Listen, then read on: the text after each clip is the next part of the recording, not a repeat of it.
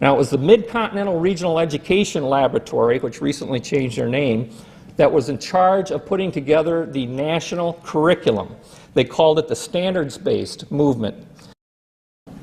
Now, No Child Left Behind, again, as I say, pretends to sunset this, but let me show you how it enforces the national curriculum.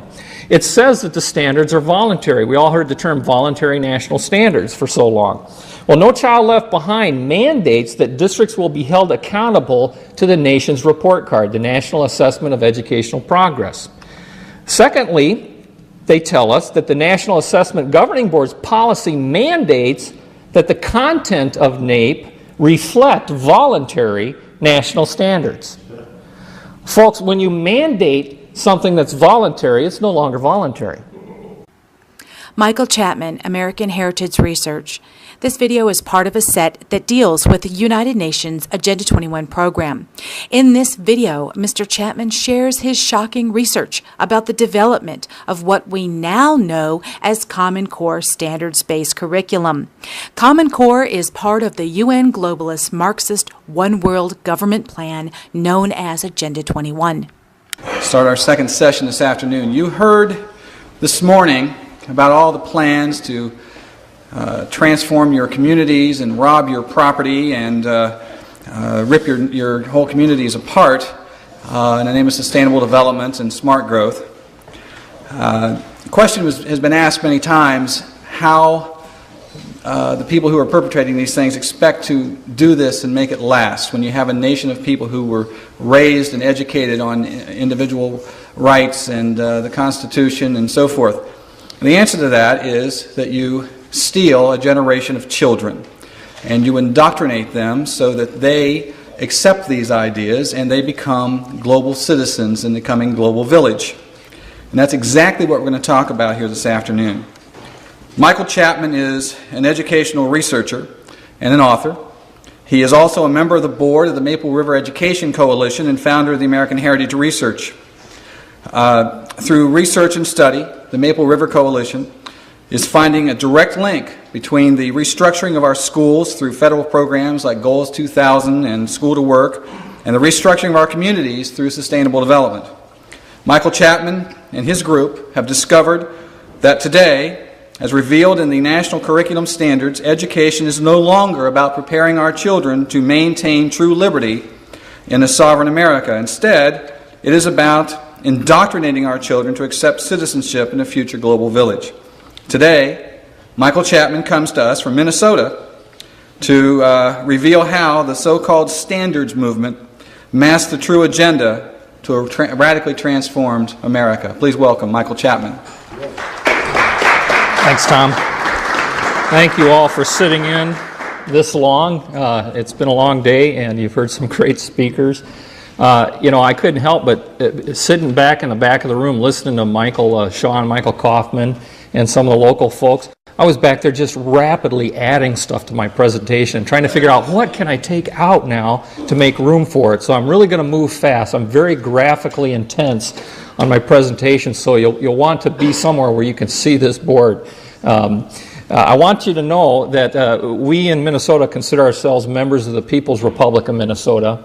And for Michael Shaw's benefit, of course, that's the Midwest version of the left coast. But realistically, Minnesota was the very first state in the nation, in fact, the only state in the nation, to sign the Declaration of World Citizenship back in 1971. Now, this was the same year that the EPA was instituted. And by the way, the gentleman who was the first head of the EPA was a man named William Ruckelshaus, who was the American ambassador to the World Commission on Environment and Development. So there's a lot of dots being connected through these things, and I'm going to connect the education dot for you. Now, I just want to go on to say that the state of Minnesota actually, as declared in this document, actually flew the UN flag over the state capitol building. Now, the citizens went ape. Here's actually a newspaper article showing that flag. The citizens went ape, so it wasn't too surprising that a year later we came out with the first environmental education plan. This is it. Now, one of the speakers I travel around the state speaking with is now a senator in Minnesota. So I got this document from her. I asked her if she could get a copy of it out of the archives at the Capitol, and sure enough, she did. She also sent me a copy of the original Declaration of World Citizenship that includes signatures. What you'll find out is from every single leader in politics in the state of Minnesota. Both House and Senate minority and majority leaders are representatives. Everyone. Hubert Humphrey signed this thing. Everybody signed this thing, thinking this was a wonderful thing. So it's not too surprising that the paper was all behind this and quoted George Bush, the country's new UN ambassador, said this: "It is President Nixon's deeply held conviction, which I share completely, that the whole UN system must be strengthened in the field of peace and security, social and economic development." Now keep in mind, this is before the term sustainable development was in vogue. That was a marketing term that cost the taxpayers millions of dollars to come up with in order to mask what this really is. This has been in our curriculum since then, and it's been nationally in our curriculum since 1994, every single classroom in America. In fact, I have challenged teachers as I travel around to say, show me any textbook, any subject, any grade, any page, and I will show you blatant propaganda meant to transform this nation. Lincoln once said, the philosophy of the schoolroom in one generation will become the philosophy of government in the next. We are reaping the consequences of having turned a generation of children over to this new system. It's not too surprising then that UNESCO, in their September 2003 conference on education for a sustainable future, came out and declared 2005 to 2015 the decade of education for sustainable development. You will be hearing this term everywhere you go from now on for the next 10 years. Education for sustainable development. And surprise, surprise, they named UNESCO the lead agency for that effort, who said their goal is to integrate sustainable development into all levels of education in order to promote education as a key agent for change. Now, what does that mean? If you go to the UNESCO's website on education for sustainable development, you will find out the new role of education.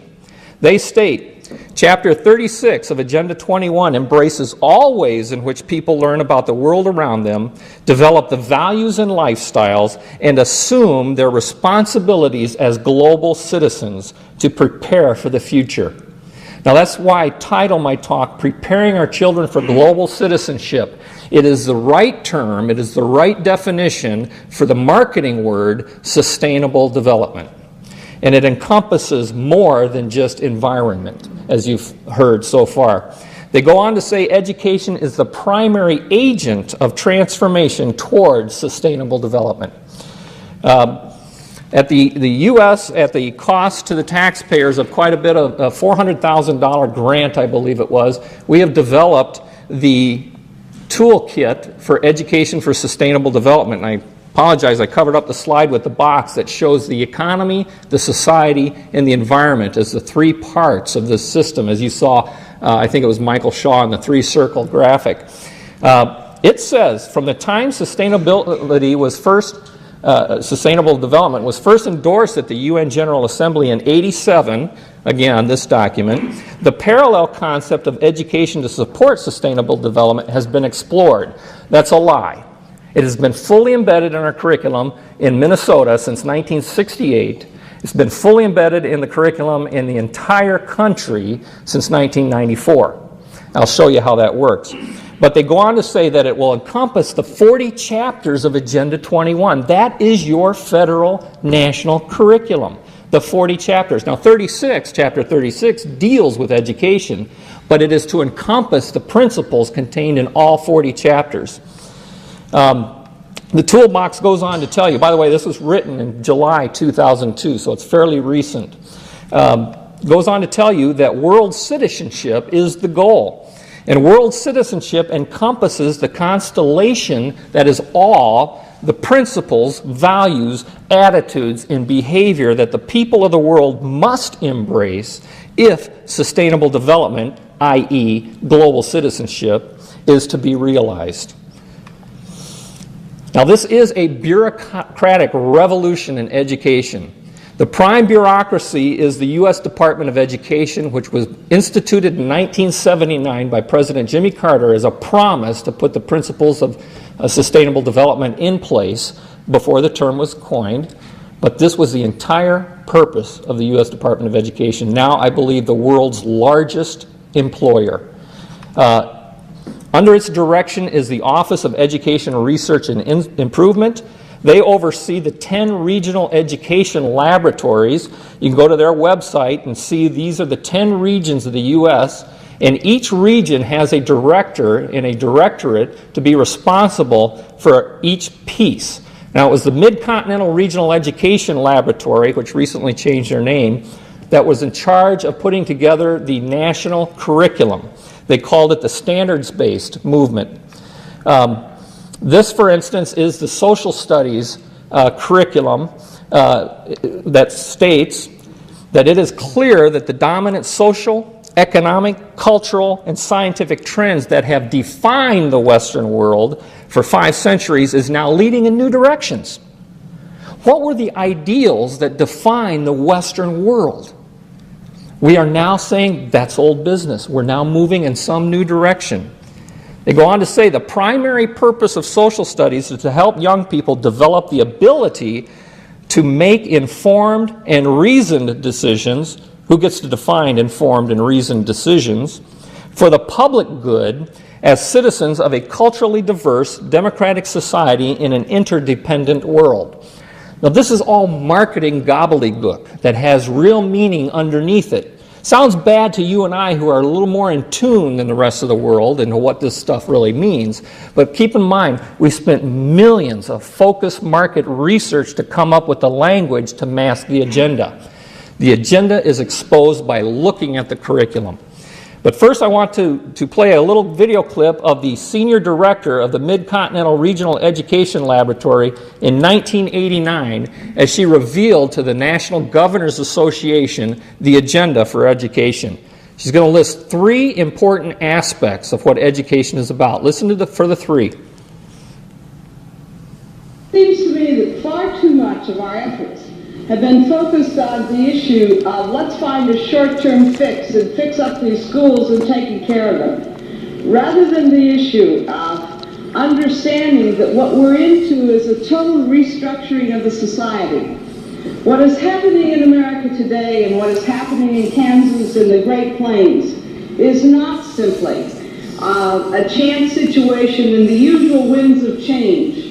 What it amounts to is a total transformation of our society. And the issue for most children and the issues for the society is that what has changed in education today is that we no longer see the teaching of facts and information as the primary outcome of education. During the past 10 years, we've been going through a reform movement. And that reform movement began with the governors of the nation, and basically what their concern was that they began to understand the very close relationship between economic development and human capital. Did you catch the 3 parts? Number 1, the total transformation of society. Number 2, facts and information, knowledge, is no longer the primary purpose of education. And number 3, the close connection between economic, let's call it sustainable development, and human capital, that is labor, human resource labor for a planned economy. Now, it shouldn't surprise you then to see this information in the Minnesota 72 plan. She said we've been working on this for over a decade. That was in 89. It goes back at least to 79. I have information that goes back to 1933, folks.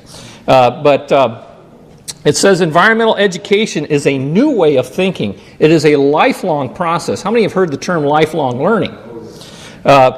It goes on to say that it requires basic cultural changes and the responsibilities must be shared by governments, schools, and businesses.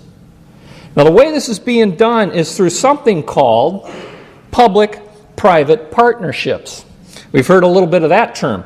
But this is a public-private partnership between government, education, and the economy or business. Reinventing government, education, and business. Now, the interesting thing to ask here is, what happens when you're in partnership with an 800-pound gorilla? The purpose of the other partners is to feed the gorilla. And that is, in fact, what is happening and what we're seeing taking place. Now, the first piece was Goals 2000 that finalized the plan, that changed the purpose of education in content. I often say there's only two problems with education. It's content and its structure. We fix those two things and we fix education. The content piece came through Goals 2000. That locked the entire curriculum. It gave us a national curriculum, a national test, a national teacher's licensing rule that all 50 states signed on to merely because of the promise of grant money. The second piece was School to Work, also passed in '94. School to Work created the partnership between education and the economy. Knowledge is now derived at structurally what the planners will see the future economic needs are going to be and retrofit our children into specific career clusters. How many have heard the term career clusters? The schools here in Maine are being restructured as well. They were one of the 10 pilot states along with Minnesota. By the way, under No Child Left Behind, they have now renamed career clusters smaller learning communities. Doesn't that sound nice? Nice. And those are the grants now that your districts are applying for to help implement the same system. Now, the third piece is less known. That is the Workforce Investment Act. That created the state and federal boards, and it created the local investment boards in the various regions of your state to manage the whole thing. Now, this Workforce Investment Act, the only thing I want to say about it is it brought in a new term that you need to understand: appointed representatives. Now think about that a minute. The boards are made up of appointed representatives of business, representatives of teachers, representatives of parents, representatives of labor, The boards are by law have to be 51% business representative, but they're all appointed. You see, in a free society, those groups should get to vote and elect their own representation. In a government tyranny, representatives are appointed to represent your interests. Read your documents. I found it all over Maine. All over Maine. Every single one of your boards, whether it's the sustainability boards, anything, is appointed representation.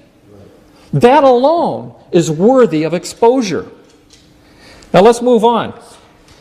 No Child Left Behind locked the entire thing in place at the pretense of sunsetting Goals 2000 and School to Work. Keep in mind, Goals 2000 and School to Work were originally passed with sunset dates. They were just a little late in sunsetting them. Think of it this way. It takes 2 booster rockets to get the shuttle in orbit. Once the shuttle is in orbit, they can reject or sunset their boosters. Now all you need is to maintain orbit. No Child Left Behind is maintaining orbit of the shuttle of this system. It is the accountability measures put in place to ensure every state complies. Now, here's one of the ways that all 3 pieces of the Goals 2000 School to Work Workforce Investment Act are all part of a single plan. You can't assume they're different ideas. They are all part of a single unit plan. Now, No Child Left Behind, again, as I say, pretends to sunset this. But let me show you how it enforces the national curriculum. It says that the standards are voluntary. We all heard the term voluntary national standards for so long. Well, No Child Left Behind mandates that districts will be held accountable to the nation's report card, the National Assessment of Educational Progress. Secondly, they tell us that the National Assessment Governing Board's policy mandates that the content of NAEP reflect voluntary national standards. Folks, when you mandate something that's voluntary, it's no longer voluntary. Right? Voluntary now means mandatory. Change your dictionaries. That's what it now means. Let's move on. Now, I'm going to go through the 3 parts of Shirley McCune's, and I'm going to go through them in reverse. First, the economic connection to education. This is our Minnesota State education document that explains the 3 circles of this system. Note, it is education reform tied to workforce preparation aimed at economic development. Look at the center, the 3 words in the center, school to work. School to work is the nut that holds the whole radical thing together. Now that has now been replaced with a new term, workforce investment boards. Isn't that convenient in the official documents? But it says that what it means for education is education now is to be keyed to one's ultimate life and work goals. Well, how do you know that? How can you shape someone's ultimate life and work goals through education unless somebody has determined your ultimate life and work goals? You see, in a free society, education is supposed to be a broad-based liberal arts education to prepare for whatever the future holds. This system says, we alone know what the future is, and we're going to retrofit you with what you need to meet those needs. That's the difference between the 2 systems of freedom and tyranny. Now, the document goes on to say that school to work is a whole new way of thinking, a revolutionary approach that will recreate these concepts. Now, when I say it's a revolution, I'm called a conspiracy wacko in Minnesota.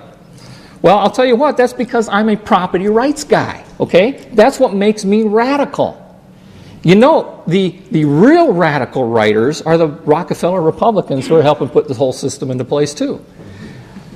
The new mission of education in Minnesota states to create a seamless system of education and workforce preparation for all learners tied to the needs of a competitive marketplace.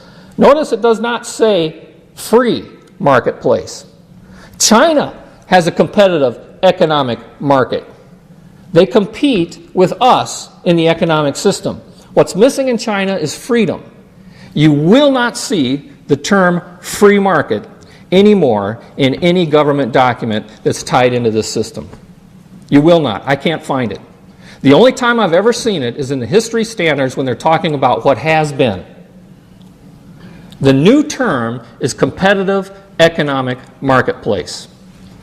You don't have to be free to compete in a state-planned economy.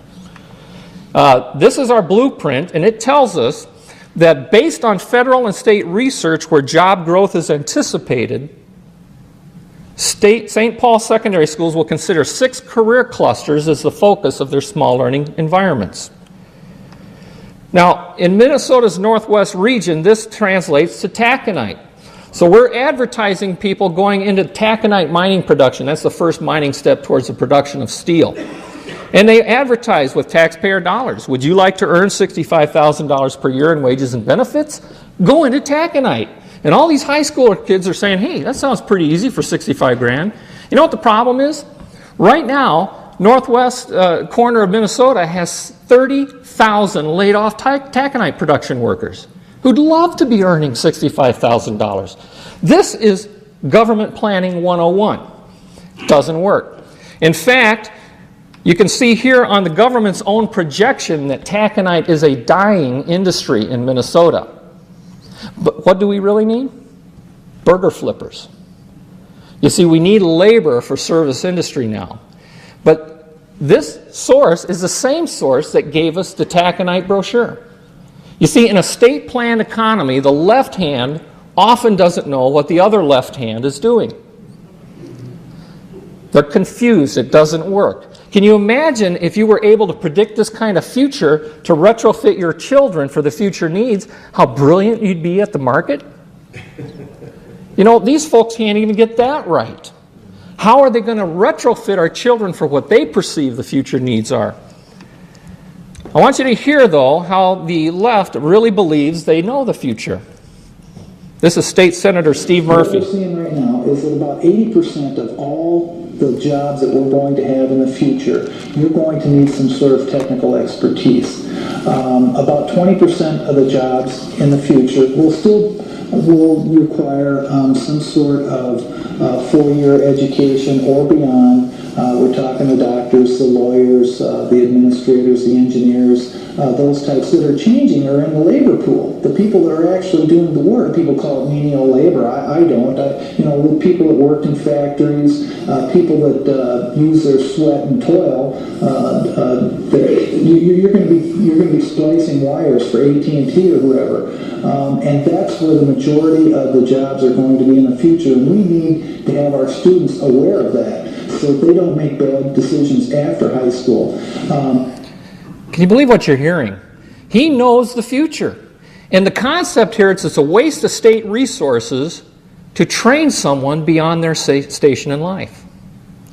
This concept came out of the polytechnical system, by the way, of Eastern Europe. This was the idea that the state will train you for your specific station in life. Now, the best education was reserved for the kings and queens' children, those who would one day grow up and rule the nation. You see, the problem is, in America, we're supposed to be a self-governing nation.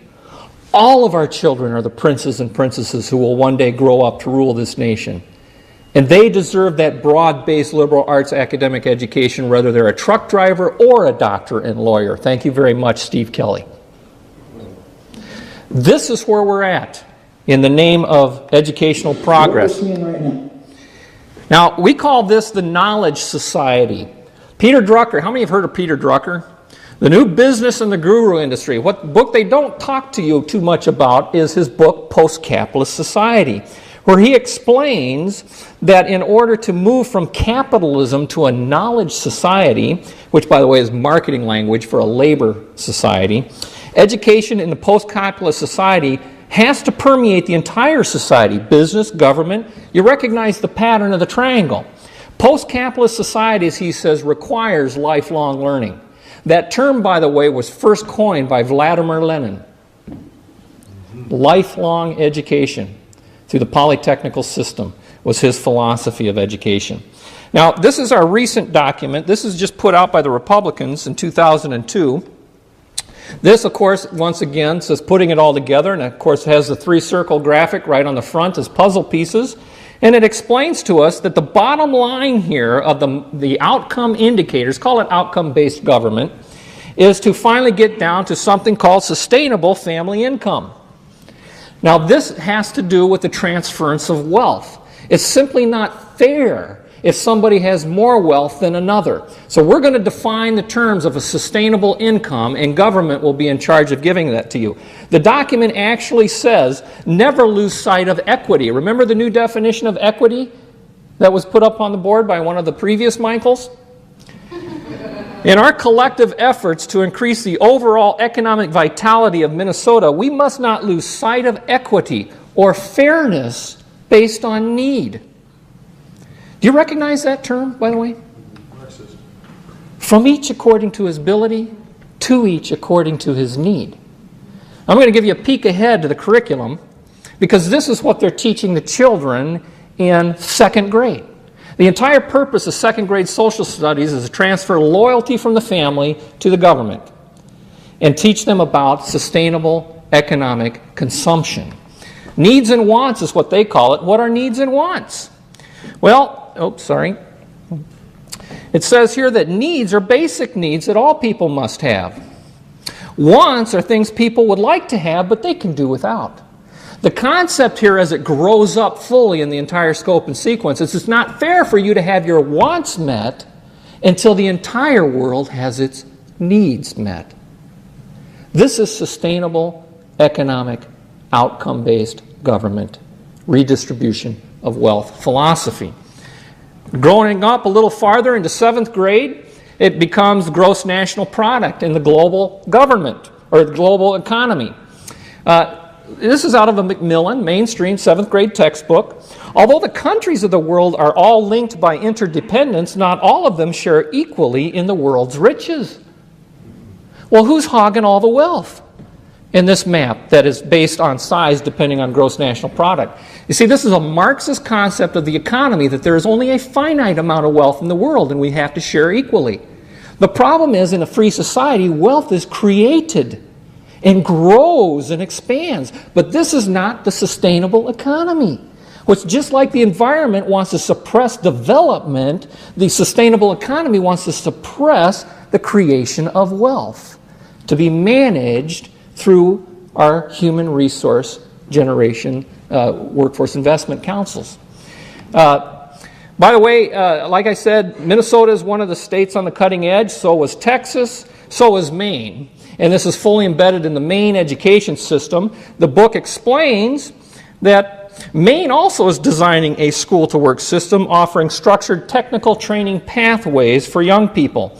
Here's the quote that gives you the 80-20 that you heard our senator say. It's all the same. Every state has the same talking points. And then your governor goes on to tell us that the residents of Maine are increasingly aware that our education system must prepare students to meet unprecedented society and economic demands. To do so, all students must have the knowledge, skills, attitudes that are outlined in Maine's Common Core of Learning. And as you all well know, that is now called learning results. It's all the same thing. It's just repackaged under each new administration to make you think there's a new plan. It's all the same. And it's exactly the same in every state I've ever been in research. It takes me 5 minutes to research a state because I know what I'm looking for.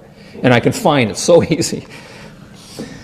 By the way, that's all I'm going to deal with the school-to-work system. Our video that is Senator Michelle Bachmann and I is Guinea Pig Kids, available here or at our website at edwatch.org.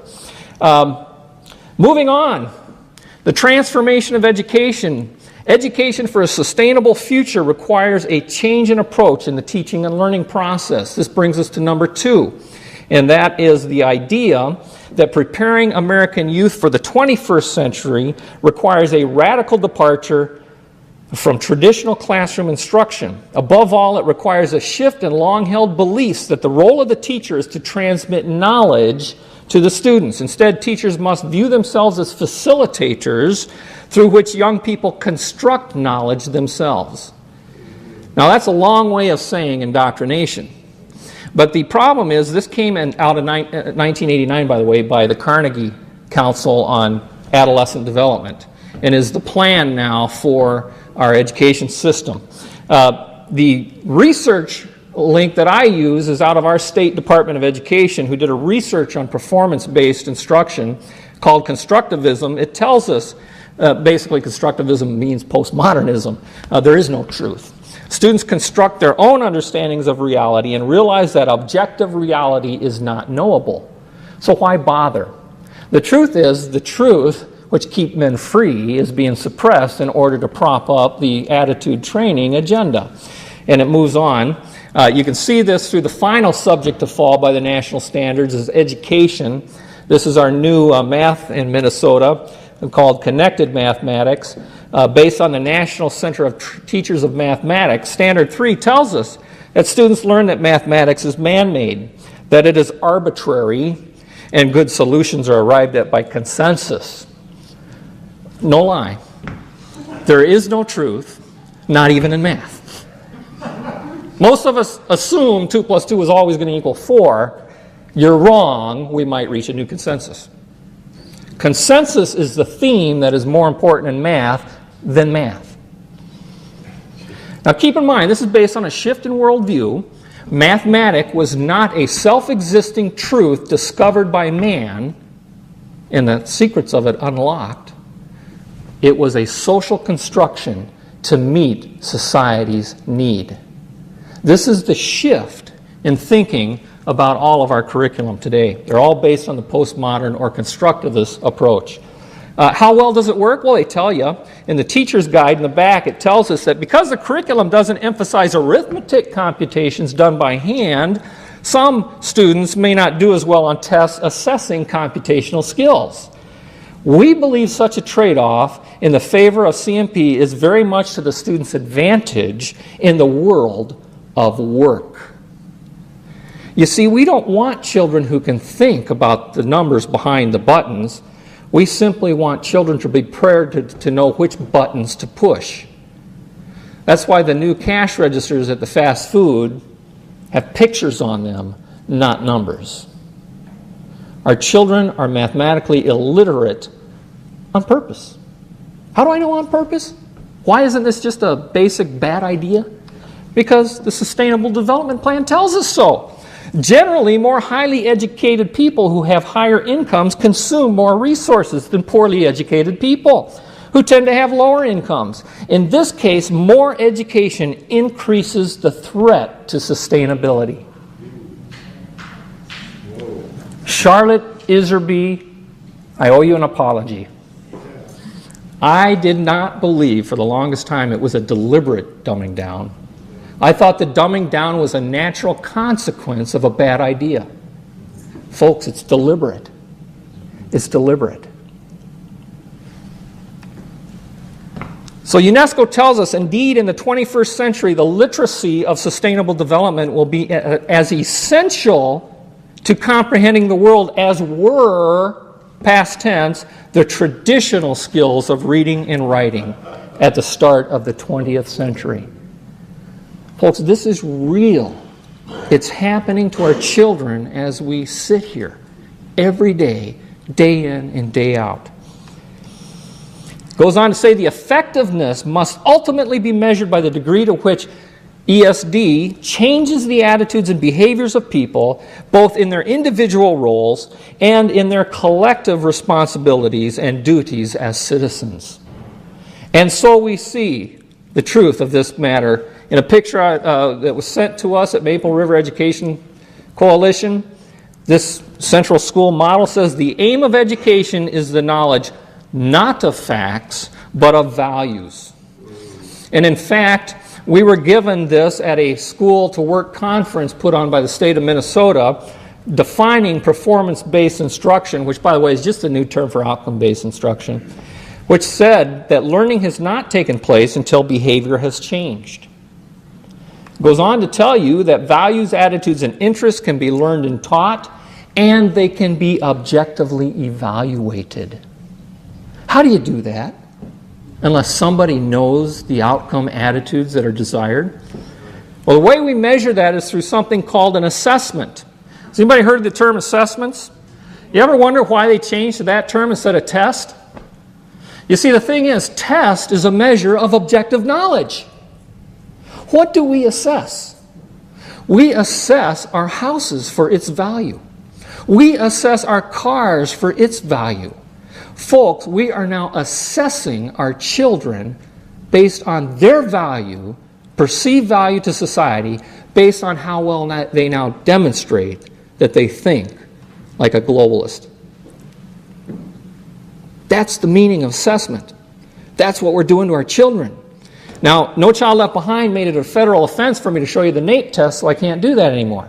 But what I will show you is the results from this National Center for Education Statistics document that assessed the percentage of children who now believe it's government's responsibility to take on economic concerns. Keeping prices under control. 84.2% of America's ninth graders now believe it's government's responsibility to set prices. The curriculum is working. Providing industries with the support they need to grow. Supporting business. 66.2%. The curriculum is working. Guaranteeing a job for anyone who wants one. Government's responsibility. The curriculum is working. And finally, reducing differences in income and wealth among people. 63.5% of ninth graders, tomorrow's citizens, voters, and government officials now believe it is government's responsibility to redistribute wealth. The curriculum is working. It tells us that the assessments were not designed to measure knowledge of a particular country's government, but were developed instead to measure knowledge and understanding of key principles that are universal across democracies. Are these the key principles of democracy? I think not. Not the American version of a republic, by the way. Read Article 4, Section 4 of the Constitution. Guaranteeing a republican form of government, not a democracy. John Adams called democracy the devil's very own form of government, because he said the most famous democratic vote in all of history was crucify Christ. And the government even knew he was innocent. That's democracy. That's why our founders were afraid of it. Who was the first man to call for worldwide democracy? Karl Marx. Did you know that? Well, how could kids think this way? Look at the national standards of economic curriculum. By the way, the voluntary mandatory national standards. Standard 16 says, students will understand that there is an economic role for government to play. Governments often define and protect property rights. Ooh, there's a tricky one. See, they got the word protect in there, but who defines the property rights? Government. If government defines property rights, there is no such thing as private property. Most government policies also redistribute income. This is true, but it's supposed to be a good thing here. Who wrote these standards? Well, the National Council on Economic Education and the Economics International program. These were to be based on a consensus process. Well, again, how can ninth graders be so easily convinced? You know, a famous man named Lenin once said, take away a people's heritage and they're easily persuaded. Easily persuaded. So the very first subject that fell was history. The National History Standards tells us one of the most common problems is the compulsion students feel to find the one right answer. Or worse yet, they rush to closure reporting back as self-evident truths the facts or conclusions presented in the text or document. Now think about that for a minute. What would our founders say to this? You know, those are the guys who talked about self-evident truth. This is the worst problem a child could have, reporting back as self-evident truths. You see, the principles of the Declaration of Independence stand in the way of this entire agenda, so it must be eradicated. You know those 7 principles of the Declaration, don't you, all by heart? National sovereignty, natural law, self-evident truth.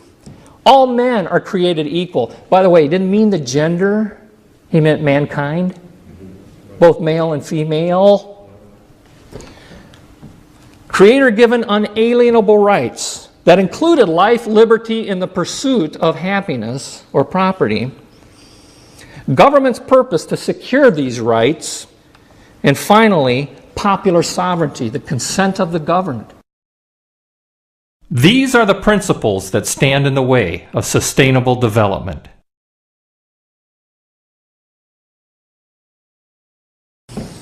So this is the big debate in Minnesota right now. Because of the 30,000 strong Maple River Education Coalition, we have now been the only state to repeal the Goals 2000 curriculum.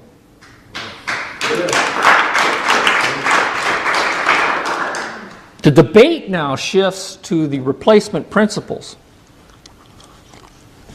We managed to get all of the Declaration principles in the House version passed, failed in the Senate. When it came out of conference committee, they were gone. When the chairman of the Joint Committee was asked why they weren't there, here was his response. The Declaration has no legal status in defining people's rights. None whatsoever. He repeated that on the floor of the Senate, by the way. But see, I'm a collector of rare founding era books. This is an original John Quincy Adams explaining the connection between these two great documents. John Quincy Adams put it this way. He said that the virtues which had been infused into the Constitution of the United States was no other than the concretion of those abstract principles which had been first proclaimed in the Declaration of Independence, namely the self-evident truths of the natural and unalienable rights of man, and the dissolvent sovereignty of the people, always subordinate to a rule of right and wrong and always responsible to the supreme ruler of the universe for the rightful exercise of that sovereign power. He went on to say, this was the platform upon which the Constitution of the United States has been erected. Its virtues, its republican character consisted in its conformity to the principles proclaimed in the Declaration of Independence. Folks, we celebrate the birthday of this nation on July 4th, not August 7th. That's because the Constitution was the working papers that put in place the principles contained in the Declaration. This document was written only in order to form a more perfect union. Without the Declaration, it's meaningless. Or can be made to mean whatever you want it to mean. And that's what they're doing through the education system. They are shaping our thinking by doctoring up the Declaration principles. This is a 4th grade book that explains a critical thinking question. By the way, what does critical thinking mean if there is no self-evident truth? We assume it means learning to discern the truth.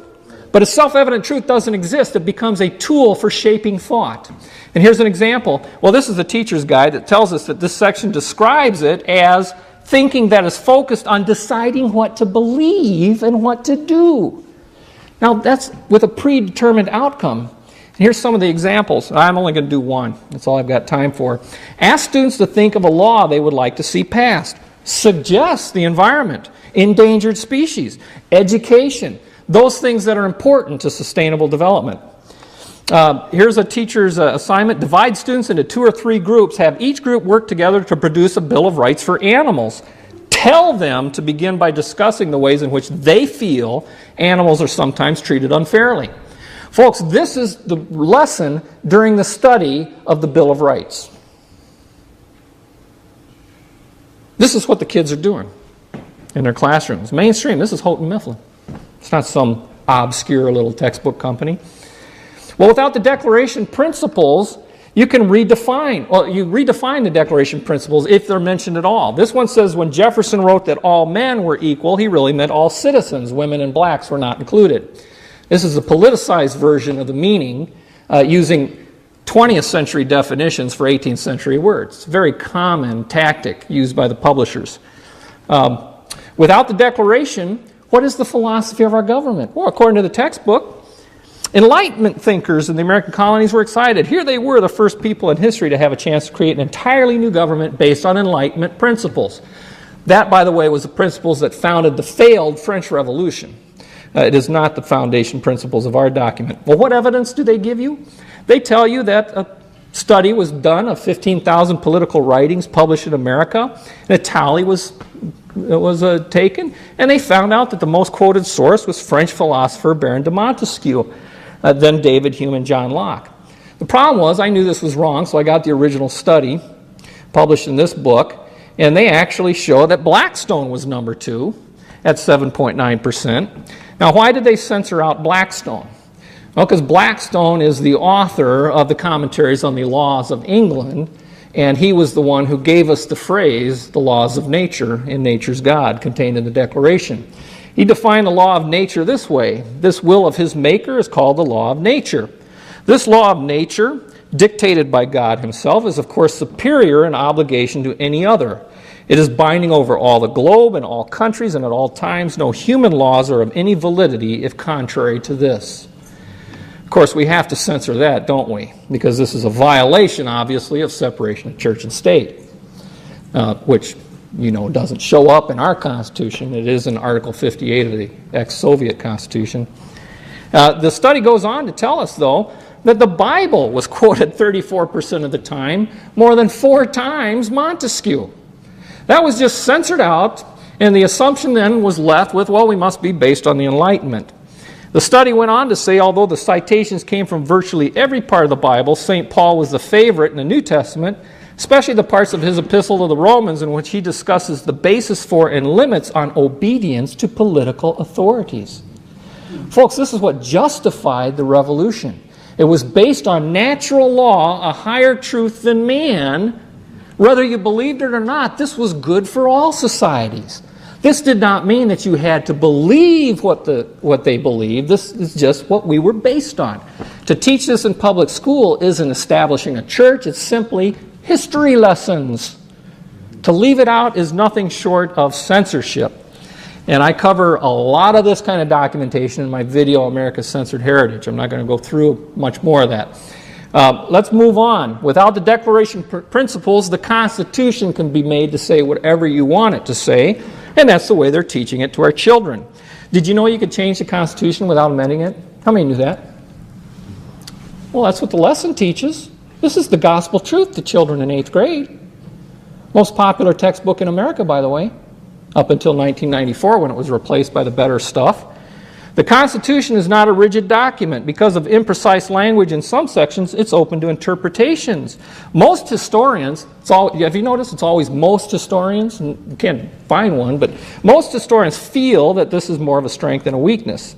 It moves on to say, by unofficial change method is meant first the Supreme Court's interpretation, which differs sometimes from court to court depending on new justices. Now, this makes perfect sense. I mean, if 2 plus 2 is 4 only by consensus, well, certainly the meaning of the Constitution is going to be by consensus. Postmodern activist Justice Breyer told us that the men who wrote the Constitution left many important areas open to interpretation. Breyer said in a speech Monday at New York University, did he learn his lessons in school well? He must have been paying attention in class that day in 8th grade.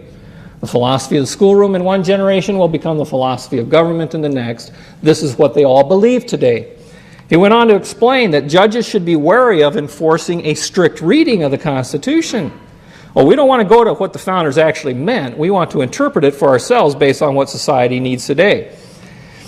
He went on to say those more literalist judges who emphasize language, history, tradition, and precedent cannot justify their practices by claiming that is what the framers wanted.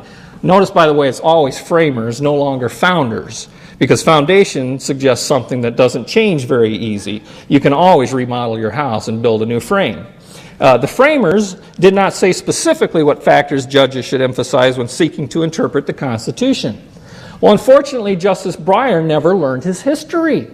Otherwise, he may have written or read Thomas Jefferson, who on June 12, 1823 said, on every question of construction, carry yourselves back to the time when the Constitution was adopted. And instead of trying what meaning may be squeezed from the text, conform to the possible one in which it was written. Pretty good advice from a founding father that is so dearly loved by the left. Well, what about the Ten Commandments case in Alabama? Anybody been following that? Let me ask you a question. What law did Chief Justice Moore violate? You know, they always say, oh, he violated the separation of church and state. But you know, that clause starts out by saying, Congress shall make no law. Is Judge Moore Congress? Who's closer to Congress, Judge Moore or the Alabama federal district judge? Which judge of these two violated the 10th Amendment? You know that one that's no longer taught in schools. The powers not delegated to the U.S. are reserved to the states or the people. Justice Moore stood in front of the judge and said, I will remove those 10 Commandments now if you tell me what law I have violated. You won't hear that in the major mainstream media. The judge couldn't tell him one because the First Amendment guarantees there will be no law. How can you violate something that says there will be no law? Nobody knows this stuff, folks, because the media is part of the problem, isn't it? It's the reason, by the way, our founding fathers invented the committees of correspondence to get around the British-controlled press and get the truth out to the colonists. You see, this connection here in the internet is our committees of correspondence. And we're starting to scare them a little bit. Thank God. Thank God for freedom. By the way, here's some 10 Commandments. Anybody recognize this building? It's the U.S. Supreme Court, the East Portico, over, by the way, the title Justice, the Guardian of Liberty.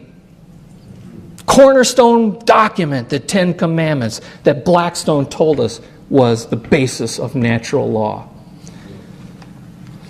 We used to teach this in our schools, by the way. This is a really liberal state book. This is a Massachusetts textbook on government.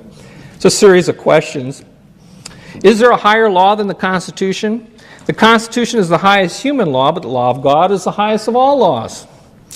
To whom are the representatives responsible? To the people and to God.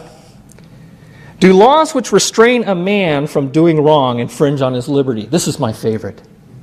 They do not, because he has no right to do wrong. Profoundly simple if we taught that there is such a thing as right and wrong. We have replaced that now, folks. You know what with?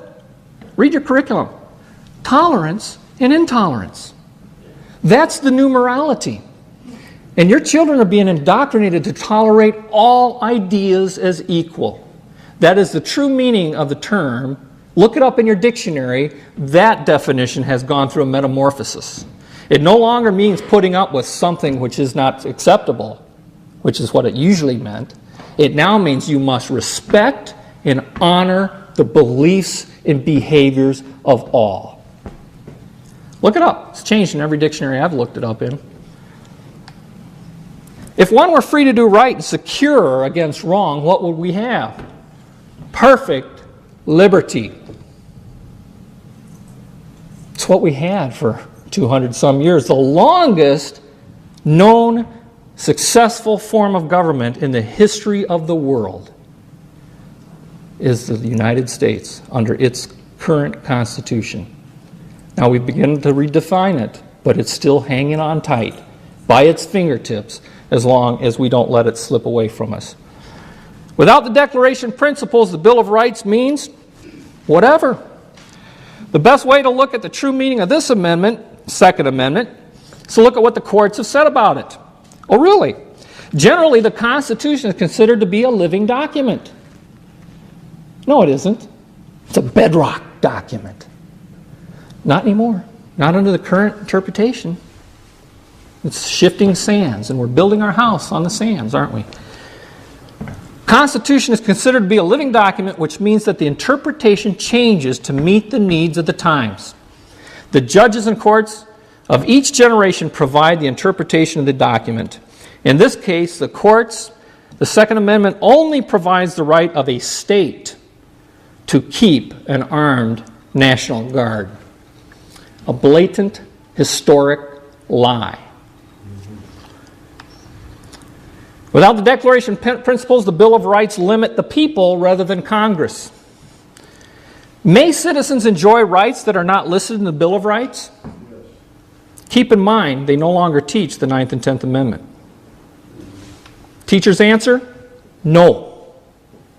No. The Bill of Rights is now being interpreted to our children as a document that limits the people. Without the Declaration, government no longer secures our rights, it defines and grants them. Remember now, the national standard said governments often define property rights. Here's a good one for Mary Alice. The new way they're teaching it, zoning is a system of land control that gives governments the power to define and use land in certain areas. We heard how that shifted. Michael Kaufman did a beautiful job of explaining the shift that has taken place. It's been our curriculum this way for 15 years, at least. I've traced it back 15 years.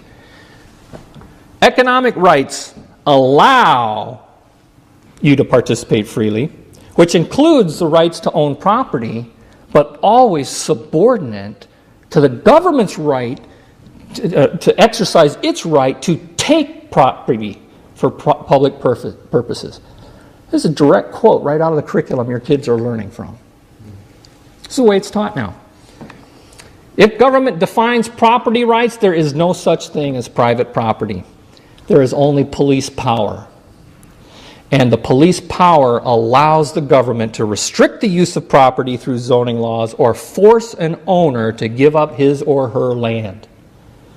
Folks, it's coming. This is what the future citizens, government leaders are believing today. Governments sometimes use the power of eminent domain to protect the environment. Taking land for environmental reasons generally falls under controlling pollution or preserving natural areas. I look out before me and I see a fairly nice looking natural area. 5 minutes. This is telling us that the government has the right to take it based on that criteria alone. This is the next step in the progression of what we're fighting today. We may win the battle today, but you can't teach an old dog new tricks. You can teach new dogs new tricks.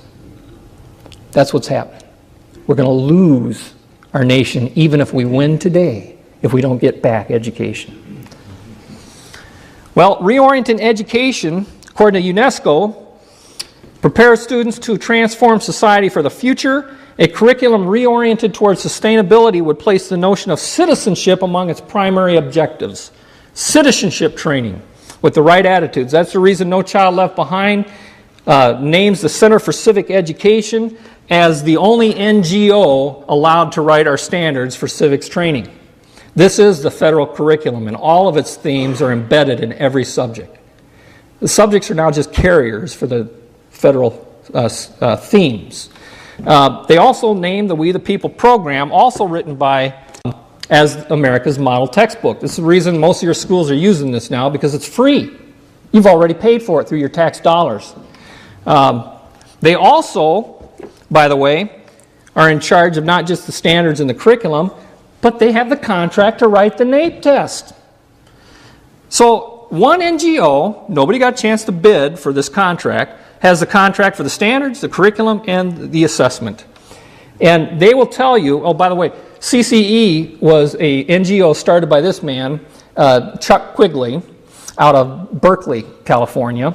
He's still in charge of it. This was founded in 1968, a radical leftist group that wants to take control, along with the UN. On their website, you can go and find out what teaching democracy globally, internationally, and comparatively for the 21st century mission of schools really is.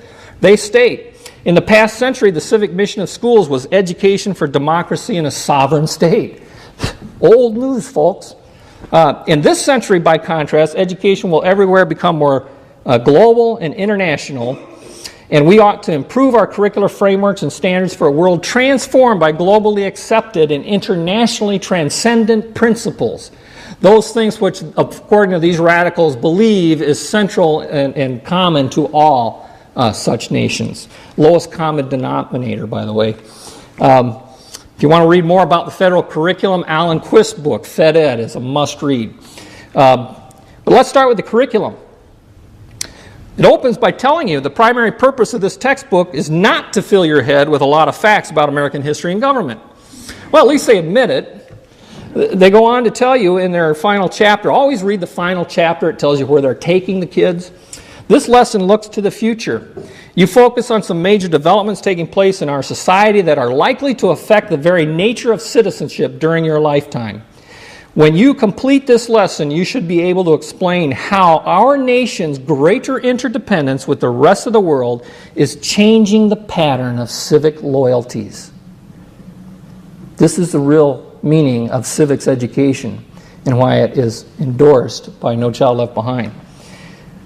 Textbook goes on to tell you that we will be studying about the global village, and it ends by asking the question, what advantages might be offered by world citizenship? What disadvantages? Do you think that world citizenship will be possible in your lifetime? Folks, if you read this book, the answer is, oh yeah, I can't wait. I can't wait.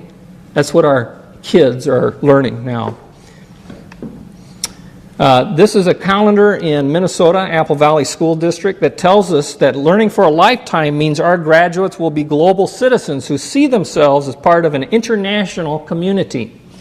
This is the movement in education, and global citizenship is one and the same with sustainable development. What they do is they declare the Bill of Rights old-fashioned. The fundamental and lasting as its guarantees have been, past tense, the U.S. Bill of Rights is a document of the 18th century reflecting the issues and concerns of the age in which it was written. They go on to explain then that they are considered negative rights because they prevent the government from acting, which is true. But they go on to teach that it is doubtful that the founders had in mind an uncritical acceptance of the wisdom of the past.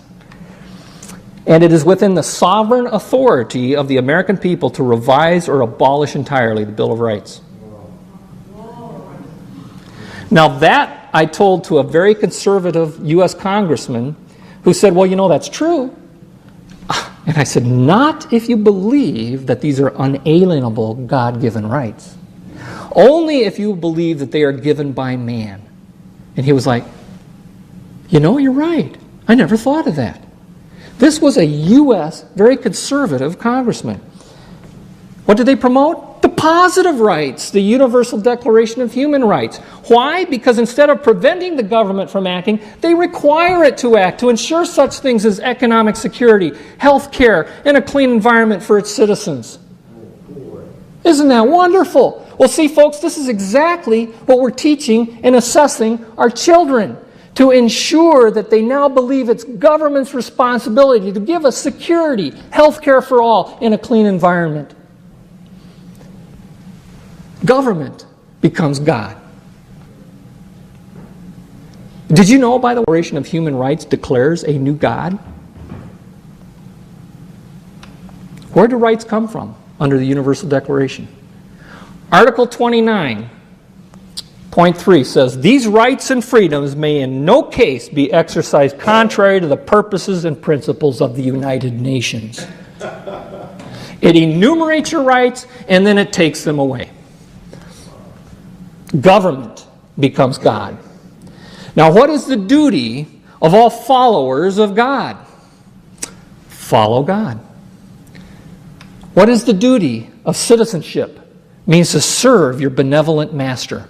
Citizenship now in the national curriculum is defined as the status of being a member of a state, one who owes allegiance to the government. One who owes allegiance not to the principles upon which freedom is based, that we may judge government, but government. This was exactly the defense of the Nazis at the Nuremberg trials. Exactly. The only way they were convicted is even then the international court, represented by U.S., appealed to a higher law than government. This is the true meaning of the rule of law. Law is king, not king is law. It's Lex Rex, Samuel Rutherford, his principles. Civic virtue, isn't that something we want to teach our children? You're wary now. Not under the new definition. The dedications of citizens to the common good, even at the cost of their individual interests or rights. This is a Maple Grove 7th grade test. The term sovereignty refers to the absolute authority a government has over its citizens. This is a correct answer. Are they talking about the U.S. here? Neither the United States nor Russia are sovereign states. The right answer is false, because our government has absolute authority over the citizens. How in the world can they believe that to be true? Take away a people's heritage, and they're easily persuaded. That's how. Let me play a little clip from you from the debates in Minnesota that just happened over the writing of the new standards. Let me ask you, Senator Kelly, I also noticed missing from the current standards that was in the House version was also other such principles such as national sovereignty, natural law, and free market enterprise. That would be something that we would be looking at as our commissioner takes up now the writing of the social studies standards. Why would your committee not include national sovereignty, natural law, which is referenced in the Declaration of Independence, and free market enterprise? Why would the committee fail to include those basic American principles, Mr. Kelly? Senator Kelly. Senator Kelly, Mr. President, Senator Bachman, like everything that happens in conference committee, it was a compromise. They just compromised away our freedom. They know, folks, the Declaration is key to winning this battle. That's why the fight in Minnesota is now over the Declaration principles. I want to recap real quickly the Declaration principles versus sustainable development. National sovereignty is replaced by world citizenship. Natural law is replaced by positive law. Constructivism replaces self-evident truth. All people are equal before God is now replaced by multiculturalism. That is not celebrating different cultures who are here. That is declaring everyone different by their culture, and all ideas are now equal. Equal opportunity was under one. Equal outcome is now the rule of the day. Creator-given unalienable rights is now government-defined rights. Purpose of government was to secure rights. Now the purpose of government is to distribute fairness. Popular sovereignty has been replaced with absolute power. Folks, I rewrote the Declaration of Independence years ago based on what I was learning in the curriculum. It is now we hold these concepts to be self-actualized, that all genders have evolved the same, and that based on their human nature, they are now entitled to certain basic rights, that among these are choice, license, and the pursuit of fairness. This principle is all over Maine's curriculum. I'm not going to go there because I don't have enough time. There are other principles involved, including emotional indoctrination. We have now declared that we are under the United Nations full-fledged members to support the goals. What we are doing is creating a synthesis of East and West under a new civilization, which is declared a new civilization is emerging in our lives, and blind men everywhere, that's you and I, are trying to suppress it. The book ends, from the wisdom we thank Mr. Jefferson, who helped create the system that served us for so well for so long, and that now must in its turn die and be replaced. The foreword to this book was written by Newt Gingrich. Folks, what is that system Jefferson gave us? The least religious of our founding fathers told us God, who gave us life, gave us liberty. And can the liberties of a nation be thought secure when we have removed their only firm basis from the minds of the people, that these liberties are the gift of God, that they are not to be violated but with his wrath? Indeed, I tremble for my country when I realize God is just, and his justice cannot sleep forever. George Washington also warned us in his farewell address, whatever measures contribute to violate or lessen the sovereign authority ought to be considered as hostile to the liberty and independence of America, and the authors of them treated accordingly. Folks, this is treason. Yes. And it's time we say so. Yes. Thank you very much.